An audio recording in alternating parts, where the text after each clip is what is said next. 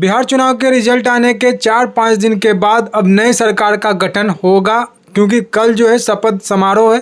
कल 11:30 बजे शपथ लेंगे सीएम नीतीश कुमार होंगे। ये पर्दा मतलब लगा हुआ था, बहुत लोग कह रहे थे कि नीतीश कुमार होंगे नहीं होंगे, होंगे नहीं होंगे, लेकिन भाजपा ने पहले ही क्लियर कर दिया था चुनाव से पहले ही। पहले बोला अमित शाह ने विधायक दल के मीटिंग होगी, विधायक दल बैठेंगे, उसके बाद नेता चुना जाएगा।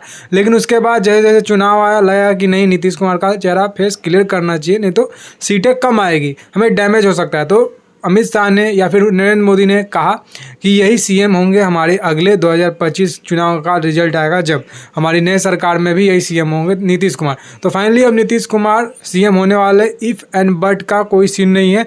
अब देखना है कि कितने साल तक रहेंगे वो सीएम, कब तक रहेंगे ये देखना है। अब जब तक वो उनका मतलब जो है हालत ठीक है, उनका तबीयत ठीक है, तब तक वो तो सीएम रहने वाले हैं। और यहाँ से चुनाव जो है बंगाल में, उसको भी मैसेज देना है कि हम एकता के साथ चुनाव में लड़ें बिहार में और नीतीश कुमार को सीएम बनाया। तो वो एक अच्छा मैसेज देने का कोशिश जो है भाजपा करने वाली है, क्योंकि कोलकाता में चुनाव है 2026 में, अप्रैल मई के महीने में रिजल्ट भी आना है।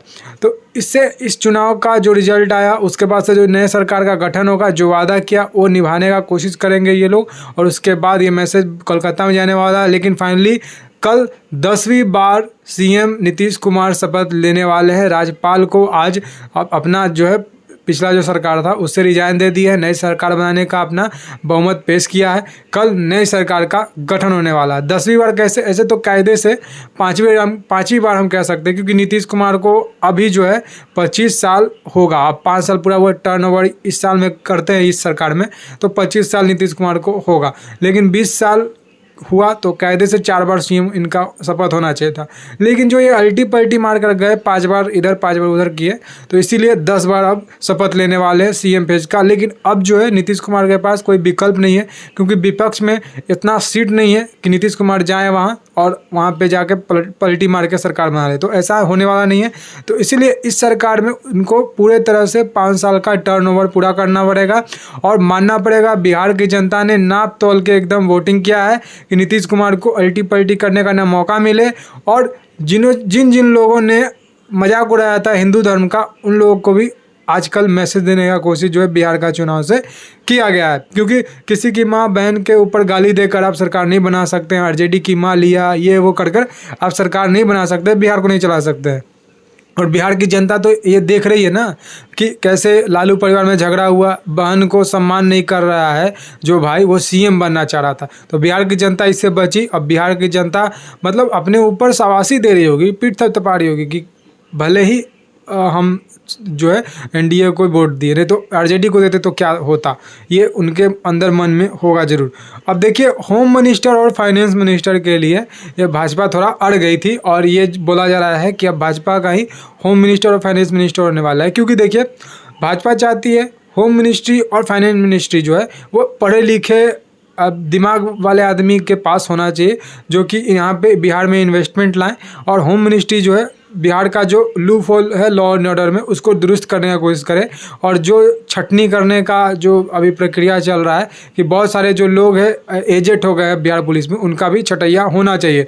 ये शुरू से हमारा ये क्वेश्चन रहा है, और सभी लोगों का ये रहा है, बिहार के सभी जनता का, कि जो लोग एजेंट हो गए हैं उनको काम करने में दिक्कत होता है। वो अपना नौकरी का जो है डेट आगे बढ़ा कर नौकरी कर रहे हैं, अपना एज छोटा दिखा कर। लेकिन अब उसमें भी थोड़ा होने वाला है काम। इसीलिए होम मिनिस्ट्री बीजेपी सरकार अपने पास रखने वाली है, एनडीए सरकार बनेगी जब अभी। और फाइनेंस मिनिस्ट्री, क्योंकि बिहार में जो है इन्वेस्टमेंट लाना है। अब पूरा तरह से रोड मैप तैयार हो गया, 20 साल में इंफ्रास्ट्रक्चर डेवलपमेंट करने का कोशिश किया गया था। तो बिहार में इंफ्रास्ट्रक्चर डेवलप हो चुका है, अब बिहार में इन्वेस्टमेंट आने वाला है। तो इसीलिए होम मिनिस्ट्री भाजपा के पास रहना बहुत ज़रूरी है, और एक अच्छे दिमागदार एजुकेटेड आदमी के पास तो रहना एकदम ज़रूरी है। इसीलिए होम मिनिस्ट्री भाजपा अपने पास रखेगी। अब देखना ये होगा कि होम मिनिस्ट्री और फाइनेंस मिनिस्ट्री ये किसके पास जाती है। फाइनेंस मिनिस्ट्री जो है बहुत ही महत्वपूर्ण है, क्योंकि भाजपा सरकार ने ये वादा किया है कि 5 साल में पूरा तरह से हम इन्वेस्टमेंट लाने वाले हैं बिहार में, नई फैक्ट्री लगाने वाले हैं। तो देखना होगा कि क्या होता है। अब ये जो 5 साल में भाजपा अगर इंडस्ट्री नहीं लगाती है तो इस सरकार को उखाड़ फेंकने का ये जो है जनता कोशिश जरूर करेगी और ये अच्छा ही होगा, क्योंकि 20 साल से आप इस सरकार में हैं और अगले 5 साल में भी कुछ काम नहीं करते, इन्वेस्टमेंट नहीं आता है, तो जनता कोई दूसरा विकल्प सोचेगी ही। तो इसीलिए अभी 5 साल बहुत ही महत्वपूर्ण होने वाला है। भाजपा सरकार ने वादा भी किया है कि 1 करोड़ हम रोजगार देने वाले हैं, तो देखते हैं क्या सक्सेसफुली ये कर पाते या नहीं। कल 20 मिनिस्टर का शपथ होने वाला है। इसमें से कहा जा रहा है बीजेपी और जेडीयू को मिलाकर 8 बीजेपी के 8 जेडीयू के 8 मंत्री जो है शपथ लेने वाले हैं कल। टोटल 20 मंत्री का कल शपथ होने वाला था, बीजेपी और जेडीयू मिलाकर 8। अब देखिए यहाँ पे हम और आरएलएम जो कुशवाहा की पार्टी है, मांझी की पार्टी, हम उनका मांझी की पार्टी जो है, हम उनकी मांझी का जो है बेटा वो बोला जा रहा है कि वो शपथ लेने वाला है।